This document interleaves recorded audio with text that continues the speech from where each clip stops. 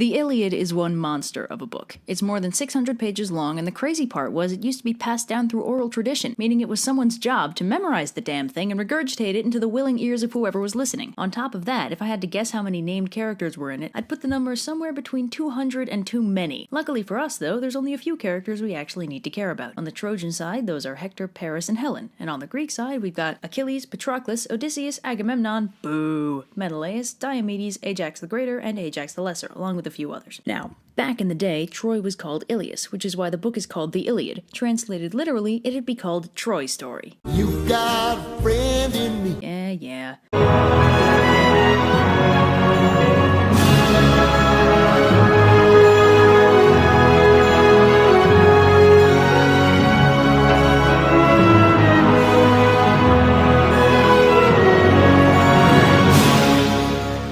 Book 1. So our story begins 9 years into the Trojan War, when Agamemnon makes the dumbest decision of his life and pisses off Achilles, the most powerful warrior in his entire army. Basically, Agamemnon had taken this girl Chryseis prisoner, and her father, a priest of Apollo, came to try and get her back. He offered Agamemnon untold riches or whatever, which Agamemnon turned down on the principle of being an asshole. So predictably enough, this powerful and desperate priest of Apollo prayed to the god in question, who gladly started raining down plagues upon the Greek army. Agamemnon is somehow surprised that pissing off this super powerful deity could go so badly for him, but still refuses to return the girl until Achilles starts verbally slapping him around, to the point that Athena has to physically come down and stop him from straight up murdering his commanding officer. By the way, you may have noticed that there seem to be an awful lot of gods in this story.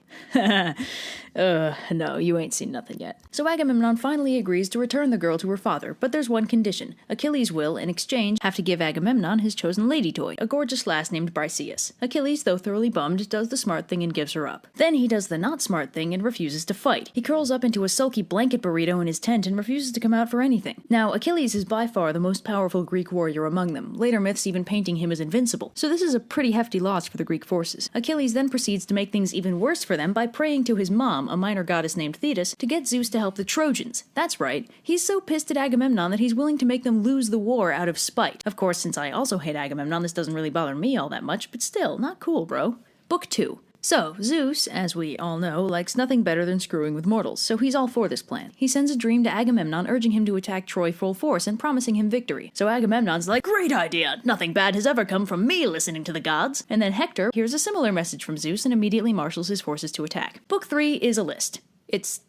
It's just a list. The person rattling off the list is Helen, who punctuates her description of the Greeks with a lot of self-loathing commentary. But wait, this book actually has some action. Shock, I know. Menelaus, Helen's real husband, challenges Paris, Helen's current husband, to a duel. Paris is all for this plan, but there's just one problem. Paris is a total wimp. Menelaus kicks his ass, but before he can kill him and solve the war for good, Aphrodite decides to intervene and whisk Paris off the battlefield and off to Helen's chambers. Helen's like, God damn it, Aphrodite, what do you want? And Aphrodite's like, now kiss! Side note. That interaction pretty much summarizes the entire dynamic between Paris, Helen, and Aphrodite. The story's a little more complicated than this, but basically, Aphrodite promised Paris the hand of the most beautiful woman in the world in exchange for a golden apple. Specifically, the golden apple of discord crafted by Ares, goddess of discord, who was pissed after not getting invited to a wedding. The other two contenders for the golden apple were Athena and Hera, who you'd think would have better things to do. He accepted, and Aphrodite held up her end of the bargain by kidnapping Helen from her comfortable life as Menelaus' wife and delivering her to Paris, although some versions involve Paris kidnapping her himself. So basically, at this point, Aphrodite has done nothing but mess up Helen's life, and the whole war is also kind of her fault, so it's no surprise that nobody in the story really likes her that much. Anyway, back to the actual plot. So back on the battlefield, Menelaus is an unholy degree of pissed, riding in circles, frothing at the mouth, yelling, "Come back here and die like a man!" You know the works. So then in Book 4, the gods discuss what to do and decide that abject chaos is way more fun than peaceful resolution. So Athena pops down into the Trojan ranks and double dog dares an archer to shoot at Menelaus. The arrow whiffs, the temporary truce between the two armies immediately dissolves, and they all go back to wailing on each other. So Book 5 is all about this lesser known but incredibly badass Greek hero, Diomedes. So Diomedes is tearing through the Trojan army, you know, like you do, when Athena notices that two gods she particularly dislikes, Aphrodite and Ares, happen to be interfering with the battle. So she pops down to Diomedes like, "Hey, so I've given you magic eyeballs. Now you can tell who's secretly a god and who's not.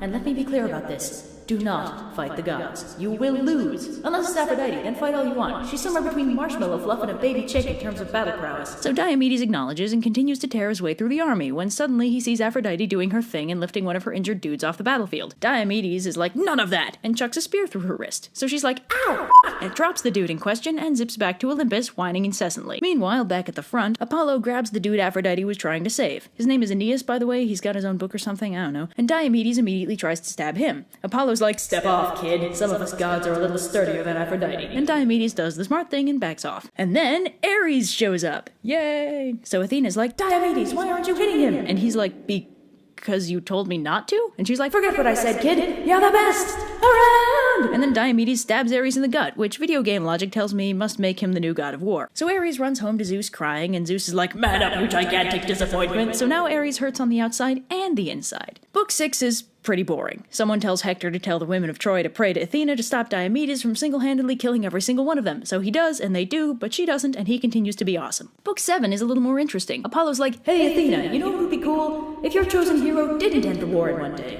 That'd be cool, right?" And Athena's like, "You make an excellent point. Let's stop the war and make Hector fight someone." So they pause the war again. You know, I really don't think it should be that easy. And the various Greek heroes we actually care about hold an impromptu lottery to see who gets to fight Hector. Great Ajax, not to be confused with lesser Ajax, wins the lottery, and he and Hector duke it out until nightfall, at which point they both call it a day and go home. So book 8 is called The Tide of Battle Turns, and that's basically what happens. The Greeks start losing and the Trojans start winning. Now it's time for book 9. So Agamemnon's like, "Damn it! It's almost like we're missing our strongest fighter and the gods are working against us. What do you know?" So Agamemnon's like, "I vote we run away. Who wants to run away?" And Diomedes is like, "You've got to be kidding me. You called us cowards and now you want us to cut and run? God, this guy is so cool." So Agamemnon's like, no. What I meant to say was, who wants to go talk to Achilles and get him to fight with us again?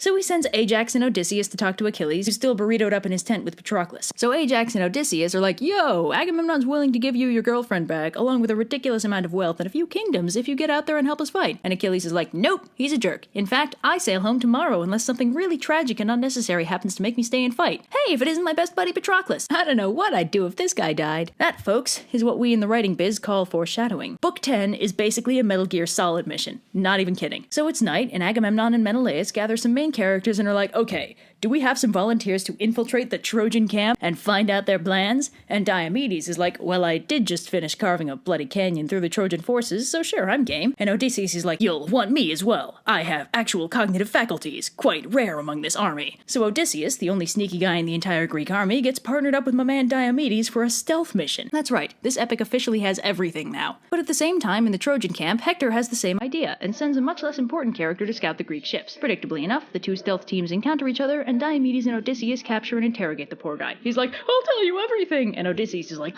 "Ballin'." And then they decapitate him. Using the information Odysseus extracted from him, they sneak into the Trojan camp and steal an extremely fancy chariot and some armor from a king. Excellent, Snake.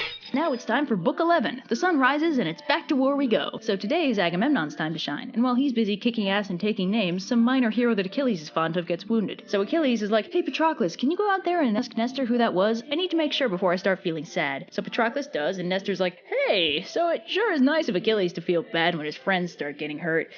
But, it'd be even better if, he helped out so that didn't happen. So yeah, could you maybe have a talk with him about that?" And Patroclus is like, "I only promise to try." Book 12, the war continues. Zeus smacks the Greeks with a thunderstorm, allowing the Trojans to start beating them. Man, divine intervention is such a hack. So this pushes the Greeks all the way back to the ships. And in Book 13, Poseidon gets a little sick of Zeus hogging the show, so he drops by to give the Greeks a little help by buffing the two Ajaxes with some stat boosts. So then the Greeks start winning. In Book 14, Hera uses her feminine wiles to distract Zeus from his efforts to buff the Trojans and depower the Greeks, so the Greek army continues to win. In Book 15, Zeus wakes up after being thoroughly wiled by Hera and gets mega pissed to see that his favored side is now losing. Ares is like, "Hey, I think one of my kids down there just died. This looks like a lovely excuse for war." And Athena dope slaps the armor off him like, "Idiot, Zeus is already mad enough. If you remind him of how much of a failure you are, he'll get even madder." And Ares is like, "Oh." So the tide of battle turns again, and the Trojans start winning. At this point, it's really become formulaic. By the time Book 16 rolls around, Patroclus has gotten back to Achilles like, "Hey, dude, could I